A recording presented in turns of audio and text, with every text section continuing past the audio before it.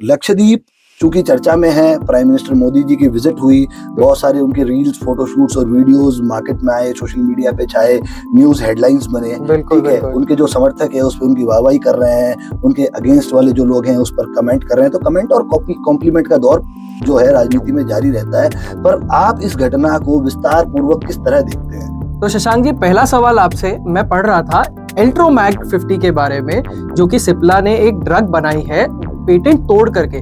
इसके बारे में आपके पास क्या इंसाइट्स है? आगे बढ़ेंगे और अंकित से बात करेंगे अडानी के ऊपर। हिंडनबर्ग अडानी वाला जो मुद्दा उठा था, उसमें अभी वर्डिक्ट आया था सुप्रीम कोर्ट का। तो टोटल 24 मामले थे। ठीक है, हमने अपनी पिछली रील में भी इसके ऊपर डिस्कशन किया था।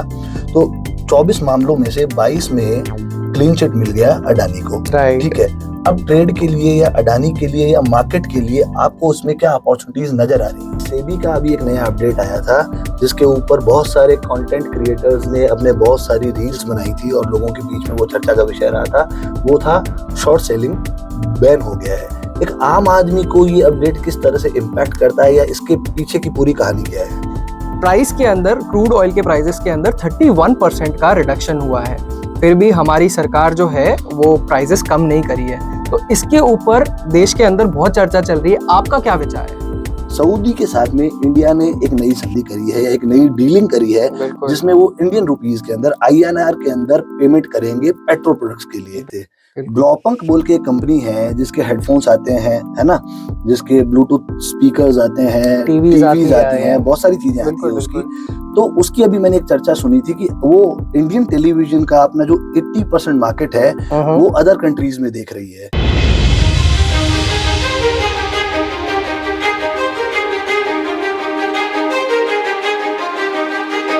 नमस्कार दोस्तों, मैं शशांक जोशी और मेरे साथी अंकित मोहता आज फिर आपके सामने हैं एक नए शो के साथ, जो हम कोशिश करेंगे हर हफ्ते आपके सामने लाते रहें। और इस शो का नाम है discussion in the Dutch studio. जी हाँ, discussion in the Dutch studio. ये शो हम आपके लिए लेकर आ रहे हैं। कुछ बहुत सारे पॉइंट ऐसे हैं जो ग्लोबली ट्रेंड कर रहे हैं, कंट्री में ट्रेंड कर रहे हैं, ऐसे बहुत सारे अपडेट हैं, न्यूज है जिस पर हम डिस्कशन करें और एक बहुत अच्छी सी इंसाइट हमारे दर्शकों के लिए लेके आ सके। तो शुरू करते हैं आज का आपका अपना show discussion in the Dutch room. नमस्कार, स्वागत। शुरू करते हैं अंकित के साथ आज का डिस्कशन। तो शशांक जी, पहला सवाल आपसे मैं पढ़ रहा था एल्ट्रोमैग 50 के बारे में, जो कि सिप्ला ने एक ड्रग बनाई है पेटेंट तोड़ करके। इसके बारे में आपके पास क्या इंसाइट्स है? देखिए अंकित, ऐसा पहली बार नहीं हुआ है कि कंट्री के अंदर कोई ड्रग या कोई मॉलिक्यूल या कोई सॉल्ट, अगर मैं कॉमन भाषा में बोलूं, कि उसका पेटेंट तोड़कर लाया गया है लोगों के लिए। इंडिया के अंदर पेटेंट एक्ट जो है बेसिकली फार्मास्यूटिकल मैन्युफैक्चरिंग में वो एक है प्रोसेस पेटेंट। मतलब अगर फॉरेन की किसी कंपनी ने कोई ड्रग इजाद की है तो इंडिया के अंदर उसका प्रोसेस चेंज करके उसका पेटेंट तोड़ दिया जाता है और सेम ड्रग को लोगों के लिए मैन्युफैक्चर करके लाया जाता है लो कॉस्ट पे, बिल्कुल लो कॉस्ट करने के लिए। इसका ये अकेला उदाहरण नहीं है। मैं अगर थोड़े समय पहले की बात करूं, कोविड एरा की बात करूं, तो निंटेडेनिप बोल के एक ड्रग आया था जो बेसिकली लंग्स की जो सीवियर प्रॉब्लम्स है उसके लिए काम आता है। ठीक है, वो जो थेरेपी थी वो 1.5 लाख रुपए की थेरेपी एक पेशेंट को पड़ती थी, पर सब्सिडाइज करके वही थेरेपी 25,000 रुपए में इंडियन पेशेंट्स को मिल रही थी, जो कि वाकई में महंगी भी थी। तो कोविड पे जब लार्जली देखा गया कि लोगों के लंग्स अफेक्ट हो रहे हैं, तो उसका प्रोसेस जो है वो बदल के उसका पेटेंट तोड़ के उस ड्रग को लोगों के लिए लाया गया, जो कि 900 रुपए थेरेपी कॉस्ट करने लगी। मतलब बेसिकली अगर अपन देखें, 1.5 लाख की थेरेपी जो सब्सिडाइज करके 25,000 में मिल रही थी, वो और सस्ते दामों पे 900 रुपए पे आने लगी। ठीक है, दूसरा मैं थोड़ा सा चर्चा को इसको आगे लेके जाना चाहूंगा, क्योंकि आपने जो सिप्ला की इस ड्रग पे बात करी है, ये जो ड्रग है जिसको अपन बोलते हैं एल्ट्रोमैग 50, ये बेसिकली कहाँ काम आती है? वो आती है आपका लो प्लेटलेट काउंट पे, chronic hepatitis C virus infection पे और सीवियर एप्लास्टिक एनीमिया पे। तो बहुत जरूरी दवाई है, सस्ते में आना जरूरी था। अब अगर अपन ओवरऑल इंडिया फार्मा मार्केट की बात करें तो वर्ल्ड की जेनरिक कैपिटल बोला जाता है इंडिया को। बिल्कुल। और मैं अगर एचआईवी ड्रग की बात करूं तो एचआईवी ड्रग का 91% जो है वो इंडिया मैन्युफैक्चर करके एक्सपोर्ट करता है। बिल्कुल। और उसमें भी इंटरेस्टिंग तथ्य ये है कि हम केवल 8% कॉस्ट पे ही, वर्ल्ड का जो टोटल कॉस्ट आ रहा है अच्छा। बाहर की जो कंपनियों का, उसकी 8% कॉस्ट पे ही हम वो मैन्युफैक्चर करके एक्सपोर्ट कर रहे हैं। जबकि बाहर की कंपनीज का अगर अपन उसका मैन्युफैक्चरिंग कॉस्ट देखेंगे वो समवेयर 98% के आसपास आता है। ठीक है, तो ये बहुत जबरदस्त है। हाँ, पर अभी भी एक जो नई चैलेंज हमारे सामने है जिस पे गवर्नमेंट काम कर रही है वो है एपीआई के ऊपर, मतलब एक्टिव फार्मास्यूटिकल इंग्रेडिएंट्स, जो कि ड्रग मैन्युफैक्चरिंग के लिए बहुत ही जरूरी एलिमेंट है। Right right. ठीक है, तो उसके ऊपर भी इंडिया काम कर रहा है, उसके ऊपर भी स्वावलंबी बनने की कोशिश की जा रही है। अनडाउटेडली इंडियन गवर्नमेंट ने 2020 के अंदर कोविड के बाद में ये चाहा कि एपीआई की काफी सारी कंपनीज जो है इंडिया के अंदर ही ये फार्मास्यूटिकल इंग्रेडिएंट बनाए, जिसके लिए Divi's lab, Ipca lab, Laurus lab जैसी बड़ी नोन कंपनीज हैं जो इसके अंदर काम कर रही है और उनको पीएलआई का इसके अंदर बेनिफिट भी मिला है। बिल्कुल बिल्कुल। तो ये चर्चा हमारी थी अंकित के साथ में एक ऐसी ड्रग के बारे में जिसका पेटेंट तोड़कर सस्ते में इंडियन पेशेंट्स के लिए मुहैया करवाए जाने का एक नया काम किया गया है। और सिप्ला का प्रोडक्ट केवल इस डिस्कशन का हिस्सा था। हम बेसिकली इस मुद्दे पर आपसे बात करना चाहते थे। हम इस पॉइंट को छोड़कर अब अपनी चर्चा में आगे बढ़ेंगे और अंकित से बात करेंगे अडानी के ऊपर। हिंडनबर्ग अडानी वाला जो मुद्दा उठा था, उसमें अभी वर्डिक्ट आया था सुप्रीम कोर्ट का। तो टोटल 24 मामले थे। ठीक है, हमने अपनी पिछली रील में भी इसके ऊपर डिस्कशन किया था। तो 24 मामलों में से 22 में क्लीन चिट मिल गया अडानी को। ठीक है, अब ट्रेड के लिए या अडानी के लिए या मार्केट के लिए आपको उसमें क्या अपॉर्चुनिटीज नजर आ रही हैं? तो जैसे कि आपने कहा कि 24 में से 22 केसेस को जो है वो क्लीन वर्डिक्ट दे दिया है। 2 केसेस पेंडिंग है जिसके लिए सेबी इन्वेस्टिगेट कर रहा है और वो भी इस फाइनेंशियल ईयर के एंड तक कंप्लीट हो जाएगा। अब आ जाते हैं इसी चीज के वजह से, क्योंकि स्टॉक्स प्राइस के अंदर राइज आया था, उनको वर्डिक्ट के अंदर क्लीन वर्डिक्ट मिल गया था, तो उसके वजह से गौतम अडानी जो है वो वापस एशिया के रिचेस्ट पर्सन बन गए। मार्केट कैपिटलाइजेशन के हिसाब से स्टॉक्स के वैल्यू उस तरह से हो गई थी। साथ ही साथ में अभी तमिलनाडु गवर्नमेंट, जो कि डीएम के वहां पे गवर्नमेंट चला रही है, उनके साथ में 42,700 करोड़ के एमओयू साइन किए गए हैं। मतलब मैं थोड़ा सा आपको रोकना चाहूंगा, डीएम के जो है मेरे हिसाब से इंडिया अलायंस का पार्ट है और इंडिया अलायंस सबसे ज्यादा अडानी साहब के खिलाफ बोलता है। तो बेसिकली शशांक जी, अपॉर्चुनिटीज को कौन छोड़ता है? 42,700 का एमओयू के अंदर 50% जो इसके अंदर वैल्यू है वो ग्रीन एनर्जी की तरफ ओरिएंटेड है। तो वहां के क्षेत्र के लिए बहुत बड़ा विकासशील प्रोजेक्ट होगा। 5 to 7 years का ये प्रोजेक्ट है। ग्रेट। ठीक है, तो इस पे अपना डिस्कशन हुआ।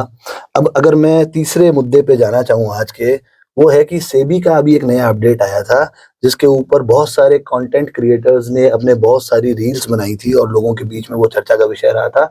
वो था शॉर्ट सेलिंग बैन हो गया है।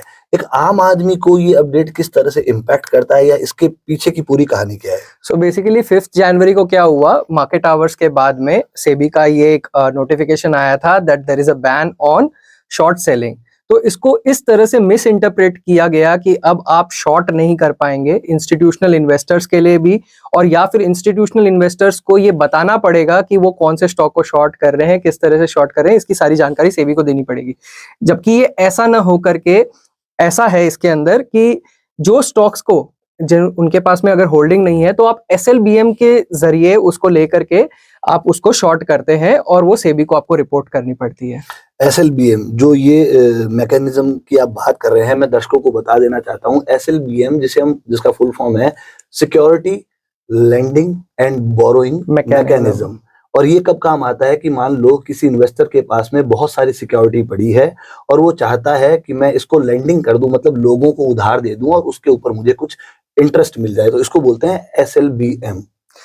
इसी चीज को मैं आगे बढ़ाते हुए आपको बताना चाहता हूं कि ये जो मिस इन्फॉर्मेशन फैली थी ये एक्चुअली इसके अगेंस्ट में नहीं थी कि अब आप शॉर्ट सेलिंग नहीं कर सकते या इसके अंदर मार्केट के अंदर इस तरह से इंपैक्ट आएगा कि आप पुट्स नहीं ले सकते या बेसिकली मंदी नहीं कर सकते। वो आप डेफिनेटली कर सकते हैं, बशर्ते इसके अंदर रूल्स ये डाल दिए गए हैं कि आपको एसएलबीएम के तहत जो भी आप शॉर्ट कर रहे हो वो सेबी को अपडेट करना पड़ेगा। तो शशांक जी, अब इस चर्चा को आगे लेकर के चलते हैं और मैं आपसे ये चर्चा करना चाहता हूं कि प्राइस के अंदर, क्रूड ऑयल के प्राइसेस के अंदर 31% का रिडक्शन हुआ है। फिर भी हमारी सरकार जो है वो प्राइजेस कम नहीं करी है। तो इसके ऊपर देश के अंदर बहुत चर्चा चल रही है, आपका क्या विचार है? देखिए, आम आदमी अगर ये डिमांड करता है कि 31% क्रूड ऑयल सस्ता हुआ है पहले से, और उसके लिए जो ऑयल प्रोडक्ट्स हैं या बेसिकली मैं पेट्रोल प्रोडक्ट्स की बात करूं, उसके दाम कम होने चाहिए। राइट। पर थोड़ा सा मैं अगर उसको विस्तार से चर्चा करूं तो हरदीप सिंह पुरी जी जो हमारे पेट्रोलियम मिनिस्टर हैं अभी, उनका अभी एक स्टेटमेंट आया था कि हमारी जो पहली प्राथमिकता है, मतलब सरकार की जो पहली प्राथमिकता है, वो है देश को पेट्रोल की पूर्ण आपूर्ति करते रहना। पूर्ण आपूर्ति करते रहने में चैलेंज ये है कि दो वॉर चल रहे हैं ग्लोबली। पहला जो वॉर चल रहा था यूक्रेन और रशिया का, और अभी हमास और इजराइल के बीच में भी वॉर चल रहा है। हाँ। तो ट्रांसपोर्टेशन का जो इश्यू है बड़ा, ठीक है, तो ट्रांसपोर्टेशन उसी रूट से हो रहा है, ये एक बड़ा मुद्दा है। तो आपूर्ति में कहीं ना कहीं गवर्नमेंट को लगता है कि दिक्कत आ सकती है। तो गवर्नमेंट का पहला लक्ष्य है कि आपूर्ति बनी रहे, क्योंकि अगर आपूर्ति नहीं बनेगी तो वही है, डिमांड और सप्लाई वाला नियम यहाँ भी लागू होता है। सप्लाई कम होगी, डिमांड बढ़ेगी तो प्राइसेस बढ़ जाएंगी, बट ऑब्वियसली। और साथ ही साथ में खैर जिस रूट के अंदर ये ट्रेड होता है, जो कि मेडिटेरियन सी से निकलते हुए आपके स्विस कैनाल से होते हुए फिर यमन के रास्ते से होते हुए ये मेजरली क्रूड एक्सपोर्ट होता है इंडिया को, चाइना को और बड़ी कंट्रीज को। तो वहां पर भी अगर आप देखेंगे तो एक शिप पे अटैक हुआ था, इंडियन शिप के ऊपर अटैक हुआ था, और अब जो इंश्योरेंस प्रोवाइडर्स हैं वो इंश्योरेंस उस रूट से दे नहीं रहे, तो उनको पूरा अफ्रीका से घूमते हुए आना पड़ रहा है, जिसके वजह से शिपिंग कॉस्ट यानी कि फ्रेट कॉस्ट बेसिकली उनकी बढ़ जा रही है। बिल्कुल आप सही कह रहे हैं अंकित जी कि 31% सस्ता हुआ है, पर जो आपने अभी कारण बताया कि अफ्रीका से होके उनको अपना पूरा नया ट्रांसपोर्ट रूट देखना पड़ रहा है, शिपिंग कॉस्ट बढ़ रही है, तो बेसिकली क्या हो रहा है कि मैंने क्या बोला, गवर्नमेंट ये कह रही है कि हमारी प्राथमिकता है आपूर्ति को बनाए रखना, पर आपूर्ति बनाए रखने के साथ में उनका जो है ट्रांसपोर्टेशन कॉस्ट बढ़ रहा है। हालांकि रेट सस्ती हो रही है पर कॉस्ट बढ़ गया, तो अल्टीमेटली जो हमारा लैंडिंग कॉस्ट है वो उतना ज्यादा सस्ता नहीं हुआ है। इसीलिए गवर्नमेंट की जो प्राथमिकता है कि चाहे वॉर हो, चाहे हमें ट्रांसपोर्टेशन रूट बदलना पड़े, चाहे हमारी कॉस्ट ज्यादा आ रही हो ट्रांसपोर्टेशन पे, हम सप्लाई बनाए रखना चाहते हैं निरंतर, ताकि देश में पेट्रोल प्रोडक्ट्स की कमी ना आए। बिल्कुल सही। ठीक है, ग्रेट। हमने 3 चर्चाएं करी आज के हमारे शो में। पहली थी फार्मा ओरिएंटेड, दूसरी थी अडानी पे, तीसरी थी सेबी पे, और चौथी, क्योंकि मैं बोला कि 3 चर्चाएं करी, चर्चाएं 4 थी हमारी, चौथी थी हमारी क्रूड ऑयल पे। मैं थोड़ा इसको आगे लेकर जाना चाहूंगा क्रूड ऑयल वाली चर्चा को, कि अभी रिसेंटली मैं 25 दिसंबर की खबर पे आपसे चर्चा करना चाहूंगा कि सऊदी के साथ में इंडिया ने एक नई संधि करी है, एक नई डीलिंग करी है, जिसमें वो इंडियन रुपीस के अंदर, INR के अंदर पेमेंट करेंगे पेट्रोल प्रोडक्ट्स के लिए। बिल्कुल। तो देखिए, इंडियन गवर्नमेंट ने IOC के द्वारा यानी कि इंडियन ऑयल कॉर्पोरेशन के द्वारा Abu Dhabi national oil company के साथ में ये डील करी है, जहां पे कि इंडिया ने क्रूड ऑयल जो परचेज किया है उसका ट्रांजैक्शन जो है वो फॉरेन करेंसी यानी कि US डॉलर के अंदर ना करके इंडियन रुपीस में करी है। ये आप देख रहे हैं कि इंडियन रुपीस के लिए एक बहुत बड़ी बात है, इंडियन वैल्यू को बढ़ाने के लिए बहुत बड़ी बात है। जनरली सऊदी अरेबिया जो है वो सिर्फ US डॉलर्स के थ्रू ही डील करता है। साथ ही साथ में मैं आपको बता दूं, सिर्फ US या सिर्फ सऊदी अरेबिया के साथ ही नहीं, रशिया के साथ भी हम इंडियन रुपीस में डील कर चुके हैं कई बार क्रूड ऑयल के लिए लेने देने में। मतलब रशिया और उसके बाद में सऊदी, दो ऐसी कंट्रीज हैं जिनके साथ हम पेट्रोल प्रोडक्ट्स मतलब क्रूड ऑयल खरीदेंगे। We are purchasing the crude oil in INR। तो फॉरेन रिजर्व के पे भी अच्छा इम्पैक्ट आने वाला है। बहुत अच्छा इम्पैक्ट आता है, और ये एक्चुअली इंडिया के अंदर ट्रस्ट को शो करता है दूसरी कंट्रीज का। दूसरा, हमारी करेंसी भी कहीं स्ट्रेंथन होती है। डेफिनेटली। ग्रेट। अब मैं अगर इससे अगले टॉपिक पे चलूं तो हम बात करेंगे इलेक्ट्रॉनिक्स की, क्योंकि इलेक्ट्रॉनिक्स में हम अभी तक बहुत अच्छे प्लेयर नहीं माने जाते थे। ग्लोपंक बोल के एक कंपनी है जिसके हेडफोन्स आते हैं, है ना, जिसके ब्लूटूथ स्पीकर्स आते हैं, टीवीज आती हैं, बहुत सारी चीजें आती हैं उसकी।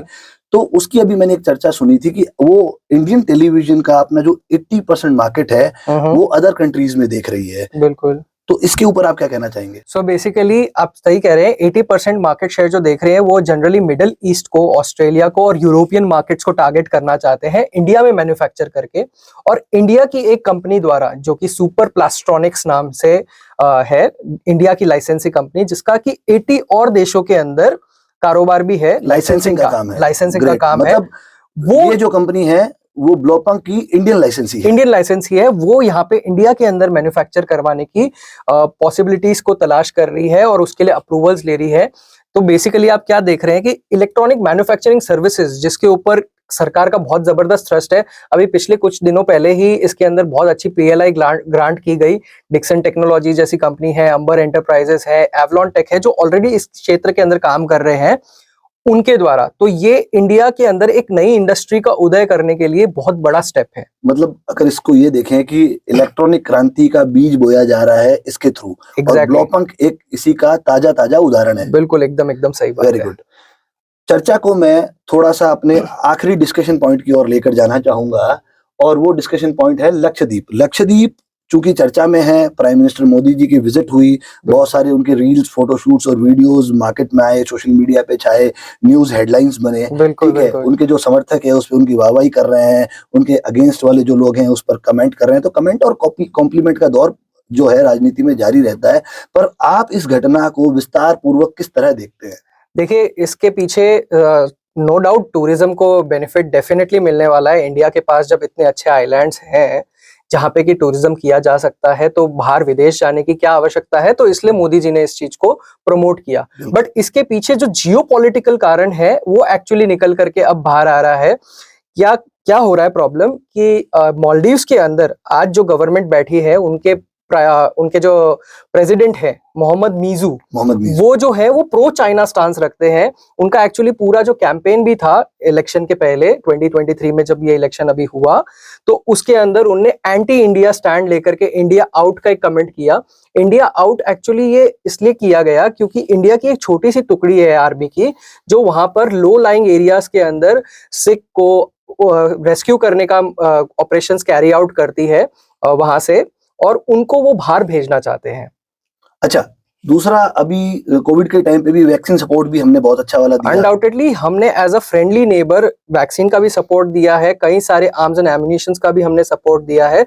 इस चीज के अगेंस्ट में जाकर के जो प्रेसिडेंट मीजू ने ये प्रो चाइना स्टैंड लिया है, वो इसलिए लिया है, चाइना चाहता है कि जैसे उनका बेल्ट एंड रोड इनिशिएटिव चल रहा है इंडिया को घेरने का, वैसे वो सी के रास्ते से भी इंडिया को घेरना चाहती है। और मालदीव्स उसके अंदर एक की कड़ी है, जहां पे वो पोर्ट बना करके इंडियन ओशन के अंदर इंडिया का मूवमेंट जो है वो रेस्ट्रिक्ट करना चाहती है। तो ये एक्चुअली जियोपॉलिटिकल सिनारियो है। साथ ही साथ में हम अपना पैसा, मतलब गवर्नमेंट का ये मानना है कि हम अपना पैसा इस चीज को फंड करने के लिए तो नहीं लगाएंगे, तो रैदर हमारे पास जो अच्छे आइलैंड्स हैं, हम अपनी उस आइलैंड्स को ग्रो करें, अंडमान एंड निकोबार, लक्षद्वीप जैसी सुंदर जगहों के अंदर, जहां पे ये फर्दर टूरिज्म को हमारे देश के अंदर ही प्रमोट कर सकता है। मतलब टूरिज्म से जो पैसा बाहर जा रहा है वो भी कंट्री में रुके, एक नई इंडस्ट्री का उद्भव वहां पे हो। राइट। तो इस वजह से हॉस्पिटैलिटी इंडस्ट्री, इंफ्रा, साथ ही साथ में मालदीव्स के लिए बहुत बड़ा ब्लो है, क्योंकि इंडिया जो है वो 20-25% का मार्केट शेयर रखता है उस इकोनॉमी को सपोर्ट करने के अंदर। और बता दूं कि 80% जो है मालदीव्स का इकोनॉमिक्स जो है वो पूरा डील करता है, 80% डिपेंडेंट है टूरिज्म पे।